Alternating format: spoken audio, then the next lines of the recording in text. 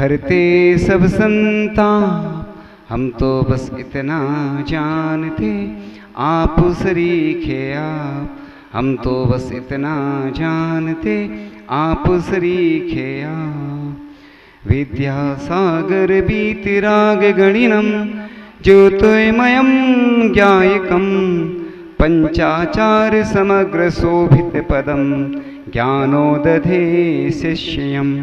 आचार्यं गुणधारकं कविवरं साहित्य संस्थादिकं, कौमारं शिवशादिकं मृदुकरं भक्ता प्रवन्द्यामहे। परम पूज्य आचार्य ज्ञान सागर जी महामुनि राज की, कुंडलपुर के बड़े बाबा की, मूल नायक सहस्र वर्ष प्राचीन अजितनाथ भगवान की, परम पूज्य आचार्य भगवान गुरुदेव शिक्षण विद्यासागर जी महामुनि राज की, निरापक मुनि श्री समय सागर जी, योग सागर जी, नियम सागर जी, सुधा सागर जी महाराज की, परम पूज्य मुनि शिक्षण विमल सागर जी, अनंत सागर जी, धर्म सागर जी, चल सागर जी आदि समस्त 3 कम 9 करोड़ मुनि राजों की दीक्षा दिवस महोत्सव की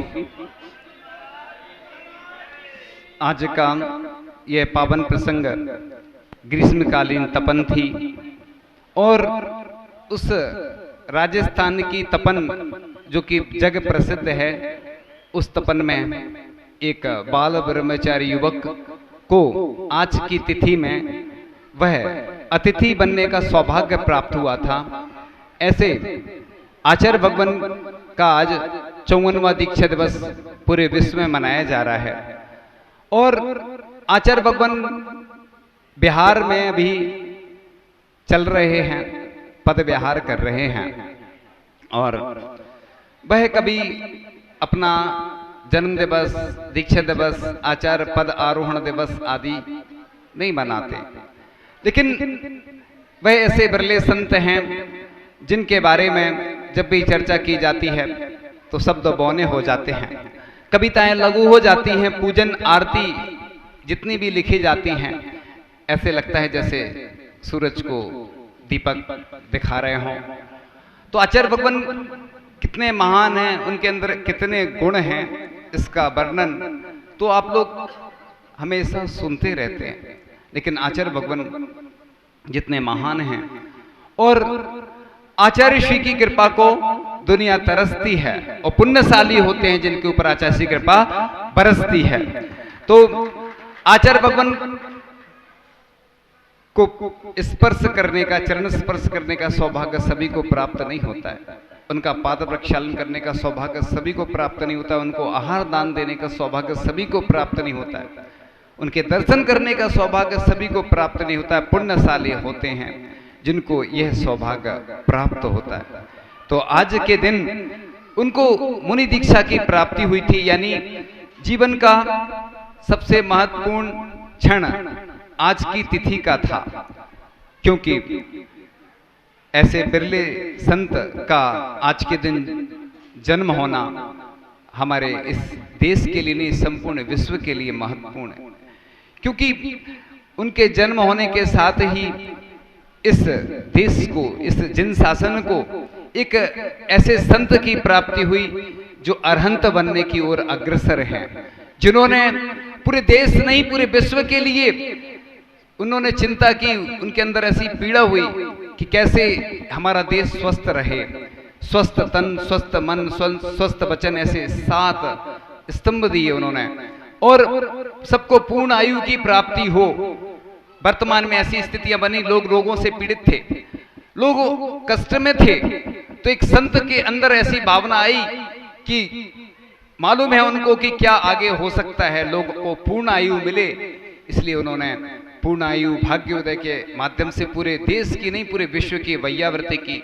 तो पूरे देश को कैसे शिक्षा मिले, तो शिक्षा के क्षेत्र में प्रतिभा स्थली आदि शिक्षा की स्थली, संस्कार स्थली का निर्माण उनके प्रेरणा और आशीर्वाद से किया गया और उन्हें मालूम है कि आगे आने वाली पीढ़ियां मंदिर नहीं बनाएंगी, क्योंकि लोग मोबाइल, कार, मकान अपना अच्छा बनाएंगे, दुकान अच्छी बनाएंगे, लोग वृद्ध हो जाएंगे, बुजुर्ग हो जाएंगे, लेकिन मंदिर वैसे ही बुजुर्ग रहेंगे।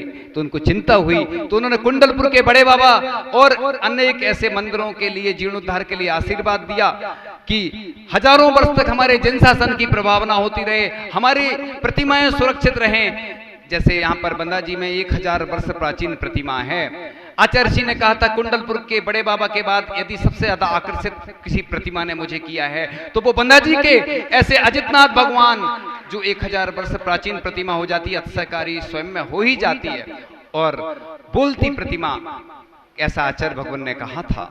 आचार्य भगवान की प्रेरणा और आशीर्वाद से इतने सारे तीर्थ क्षेत्र बने हैं, क्योंकि लोग जब पाप के कार्य होते हैं, शादी विवाह के कार्य होते तो धन तो देते हैं, जब दान की बात आती तो लोग कहते अभी ये परेशानी है, वो परेशानी है, लोग गिनाते रहते हैं। लेकिन देश के भामाशाह और अनेक ऐसे दानी व्यक्ति हैं जो जिस क्षेत्र से जुड़े हैं, आगे और जुड़ेंगे, क्योंकि तीर्थ किसी एक का नहीं होता है, पूरी विश्व का एक रजत मंदिर बनने वाला है, विश्व का मात्र एक प्रथम रजत तीर्थ है। और आचार्य भगवान जब यहाँ 2 बार आए तो पहले वो किसी कारण से इस क्षेत्र में नहीं आ पा रहे थे, लेकिन जब आए तो बहुत प्रसन्न हुए। आचार्य भगवान देखो, उनकी शरीर में बिल्कुल क्षमता नहीं है कि विहार कर सकें, लेकिन उनकी आत्मा में अनंत शक्ति है, उसके बल पर वह आज अभी भी विहार करते जा रहे हैं, चलते जा रहे हैं। लोग कहते हैं कि उनके पैरों में छाले आ गए, तो हमने कहा था कि उनके पैरों में छाले हैं लेकिन वह हिम्मत वाले हैं, इसलिए वह लगातार विहार कर रहे हैं। मुझे एक संस्मरण याद आ रहा है, प्रसंग बस जब अमरकंटक की ओर आचार्य श्री का विहार हो रहा था और आचार्य श्री के पैर बहुत मुलायम होते हैं, मुलायम हैं, और आचार्य श्री के पैर में छिद्र हो गए और खून की धारा निकल रही थी और उनके पैर में पस हो गया और उनके पैरों में कंकड़ अंदर घुस जाते थे। जब वह विहार करते थे, जैसे ही पैर रखते थे इतनी तकलीफ होती थी, लेकिन वह चलते जा रहे, चलते जा रहे। और एक डॉक्टर ने जब पैर को देखा और उन्होंने कहा कि आपको तो विश्राम करना पड़ेगा। तो आचार्य श्री कहाँ रुकने वाले हैं, किसी की मानने वाले नहीं, अपने हाथ में कमंडल लेकर चलते थे और इतनी तकलीफ कि पैर रखना मुश्किल, लेकिन विहार कर रहे हैं वो। और जो सड़क है, मार्ग है, वह भी उतना अच्छा नहीं था और चलते जा रहे। फिर 1-2 दिन विश्राम करना पड़ा और जब कुछ कंकड़ उनके अंदर, जब पैर के अंदर जो चले गए थे उनको निकाला गया, देखा गया कि अंदर पस पड़ गई है, तो वह फिर भी विहार करते रहे। ये उनकी चर्या, अनूठी चर्या, अनोखी चर्या, अद्वितीय चर्या है कि उन्होंने कभी समझौता नहीं किया। एक बार की बात है, राष्ट्रपति को अमरकंटक में आना था, उपराष्ट्रपति को, और आचार्य जी से कहा गया कि आचार्य जी आप सामयिक थोड़ी एडजस्टमेंट कर ले, राष्ट्रपति को आना है। आचार्य जी ने कहा उनको आना हो तो आए, नहीं आना हो तो नहीं आए, लेकिन हमारी जो सामयिक का जो समय है वह जो निश्चित है वही रहेगा। तो ऐसे आचार्य भगवान, जिनके बारे में एक जगह बहुत अच्छी पंक्तियां लिखी हुई थी जो प्रासंगिक हैं कि व्यर्थ में समय को बर्बाद मत करना, हमेशा अपने सपनों के लिए लड़ना, हार कर मत बैठना, नहीं तो हार जाएगा, ठान कर बैठना, एक दिन जरूर जीत जाएगा। चींटी कहती है तू थोड़ा तो चल, बड़ा ही सुहाना होगा तेरा कल। तो आचार्य भगवान हमेशा मंजिल पर ही रुकना, हमको हो कितनी भी दूर, लंबी राह नहीं कर सकती हमें कभी मजबूर। तो आचार्य भगवान के लिए हमेशा हम यही भावना बातें कि वह दीर्घायु हों, उनके चरणों में हमारा यही से नमोस्तु निवेदित है कि हम सबको उनके दर्शन हो, उनका मार्गदर्शन सानिध्य प्राप्त होता रहे, क्योंकि आचार्य भगवान हमेशा सबके लिए उपदेश देते रहते हैं।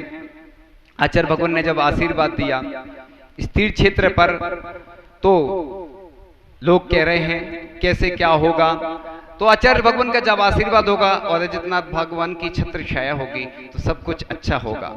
लेकिन हमारा कर्तव्य है, हम हमेशा बोला करते हैं, आज फिर बोलेंगे, क्योंकि देश और दुनिया में आज बात पहुंच जाती है तो आप जरूर पहुंचाना, क्योंकि आचार्य भगवान हमेशा बोला करते थे कि जो भी बात अच्छी लगे उसको पहुंचाना चाहिए। अपनी फोटो, अपनी वीडियो तो सब पहुंचाते हैं, लेकिन हमेशा भगवान और गुरु देवसास गुरु की प्रभावना के लिए, जन शासन की प्रभावना के लिए हमेशा अग्रणी रहना चाहिए। तो फिर हमेशा ऐसे युवक, उनको प्रोत्साहन देना चाहिए जो हमेशा साधुओं की सेवा वैयावृत्ति में रत रहते हैं, जो अभिषेक पूजन करते हैं, जो हमेशा देवसास गुरु की छत्र छाया में रहते हैं और उनकी सेवा में लगे रहते हैं। तो ऐसे युवकों को आगे आना चाहिए, क्योंकि तीर्थ क्षेत्र सभी का होता है और सभी लोग जब सहयोग करते हैं तो बड़े से बड़ा काम हो जाता है। एक छोटा सा उदाहरण, एक छोटा सा बालक था और वह पेड़ हटाने का प्रयास कर रहा था। सड़क पर पेड़ डला हुआ था, सभी आते जा रहे थे, निकलते जा रहे थे, कोई नहीं ध्यान दे रहा था। जैसे ही बालक को देखा, एक व्यक्ति ने सोचा कि चलो इसका साथ देते हैं, उसने साथ दिया। उसको देखते देखते और बहुत सारे लोग आ गए, सभी ने जब एक साथ मिलकर काम किया तो बस वह पेड़ हट गया। ऐसे ही एक छोटी सी चिड़िया थी, जंगल में आग लग गई, बूंद बूंद करके पानी ला रही थी, बुझाने की कोशिश में लगी हुई थी। इतने में जंगल के पशु पक्षियों ने चिड़िया से कहा, तू मूर्ख है क्या, कुछ बूंद पानी से आग बुझेगी क्या? तो चिड़िया ने जवाब दिया, आग बुझे या ना बुझे, जब भी इतिहास लिखा जाएगा मेरा नाम आग जलाने वालों में नहीं, बुझाने वालों में आएगा। तो ऐसे ही जिस बालक के साथ सभी लोग हो गए तो वह कार्य हो गया। ऐसे ही सभी को मिलकर इस तीर्थ का विकास करना है, उसके साथ साथ साधुओं की सेवाओं में भी अग्रसर रहना है और सिद्ध चक्र विधान होने वाला है। जब लोगों को लाभ नहीं मिलता है, कई गांव वाले आते हैं सिद्ध चक्र विधान करवाने के लिए, तो लोग चाहते हमारा परिवार का सिद्ध चक्र विधान हो। ये तीर्थ क्षेत्र है, इधर जो विधान करता है उसको 10 गुना पुण्य लगता है, क्योंकि ये तीर्थ क्षेत्र सबका होता है और पूरी दुनिया के लोग जब जुड़ रहे हैं, पूरी दुनिया के लोग जब देख रहे हैं तो वह तो जहां रहेंगे उधर से लाभ लेंगे। लेकिन जो साक्षात मुनि राजों के सानिध्य में अष्टानिका पर्व में जो देव लोग जाकर विधान करते हैं, और जितने अभी तक सिद्ध चक्र विधान हुए हैं उनमें विशेष उपलब्धियां हुई हैं। आप खुद जब देखेंगे भक्तिमय नजारा और आप आनंद लेंगे। अभी तो लोगों को बहाने दिखते हैं, ये बीमारी है, ये परेशानी है। जब धर्म के काम आते हैं तो लोगों को बीमारी परेशानी दिखती है, और जब दुकान पर दिन भर बैठे रहते तो परेशानी नहीं दिखती, कहीं जाना हो बाहर तो नहीं दिखती। इसलिए घबराना नहीं, यहाँ के भगवान अतिशयकारी हैं, चमत्कारी हैं, लोगों ने खुद बताया था। यहाँ की वातावरण ऐसा है कि इधर बहुत सारी बीमारियां तो अपने आप ठीक हो जाती हैं। सब बीमारियां ठीक हो इन्हीं भावनाओं के साथ। आगे फिर समय आएगा, चर्चा करेंगे इन्हीं भावनाओं के साथ, आचार्य भगवान के चरणों में इन्हीं भावनाओं के साथ कि आपका हम 108वां मुनि दीक्षा दिवस मनाएं। इन्हीं भावनाओं के साथ आचार्य भगवान गुरुदेव सिंह के चरणों में बारंबार नमस्ते करते हुए यही भावना करते हैं कि आपका सानिध्य, मार्गदर्शन, प्रेरणा हम सभी को प्राप्त होती रहे। आचार्य भगवान गुरुदेव शेखर विद्यासागर जी महामुनि राज की। जोड़ जोड़ के जो रखता है उसके धन में जंग लगे, गाड़ गाड़ के जो रखता है उसको सर्प भुजंग लगे। खाता पीता जो रहता है उसका धन तो अंग लगे, अपने धन का दान करे जो भव भव में संग लगे। अतः कमाओ धर्म नीति से, खर्च रीति से धन करना, भोग भोगना सदा भीति से, दान प्रीति से सब करना। कल भी परोपकार के कार्य में लोगों ने अपना दान दिया, क्योंकि पूज्य मुनि श्री प्रमाण सागर जी जब यहाँ पर आए थे उन्होंने भी एक बहुत अच्छी बात कही थी कि अकाल से अगर बचाना, अकाल मृत्यु से बचना है, कितने सारे जीवों की रक्षा होती है। और आचार्य श्री ने भी हमेशा कितने जीवों पर उपकार किया, कितने जीवों की रक्षा के लिए आशीर्वाद दिया। तो उनके आशीर्वाद से लगभग पूरे देश में 135 गौशालाएं चल रही हैं। आचार्य श्री की कृपा और आशीर्वाद देखो कितने जीवों का कल्याण करने के लिए रहता है। और तीर्थंकर प्रकृति के बंध में यह दान निमित्त बनता है। लोग पाप के कार्य में तो बहुत लिप्त रहते हैं, लेकिन पुण्य के कार्य में बिरले ही जीव होते हैं। चाहे वह मंदिर हो, चाहे गौशालाएं हो, चाहे पाठशाला हो, चाहे अस्पताल हो, आचार्य ऋषि ने सबके लिए आशीर्वाद दिया है। लेकिन चूंकि सबके मन एक साथ नहीं मिल पाते हैं, राग द्वेष चलते रहते हैं। पहले तो लोग बड़े उत्साह से, उमंग से कोई कार्य में लग जाते हैं, लेकिन बाद में तू मैं होने लगती है, उस कारण से लोग दूर हो जाते हैं। अरे ये संस्थाएं सब किसी व्यक्ति की नहीं है, ये सब परोपकार के लिए होती हैं। लोग जो तन मन धन से समर्पित करते हैं, हम कई स्थानों पर गए, देखा कि उधर बुजुर्ग लोग गौशालाओं में सेवाएं दे रहे थे, और जब युवाओं ने कमान संभाली तो आज उधर पूरे मध्य प्रदेश की नंबर 1 गौशाला खुली मतलब हो गई, और पुरस्कार भी मुख्यमंत्री के द्वारा दिया गया। यानी ये जिस प्रकार से कोई छात्र मेहनत करता है तो वो अग्रिम पंक्ति में आ जाता है, इसी प्रकार से हमारे चाहे मंदिर हों, 2 वर्ष से आनंद हम सुन रहे हैं बस, तो लोग मेहनत तो कर रहे हैं, लेकिन जब तक समाज की पूरी भावना नहीं जुड़ेंगी तो आनंद धाम 3 काल में नहीं बनने वाला है। आनंद धाम तभी बनेगा जब सबके मन एक साथ जुड़ेंगे। आचार्य ने जबलपुर में कहा था, कलऊ एकता बलम, कली काल में एकता ही बल है, बंद मुट्ठी लाख की उखल गई तो खाक की।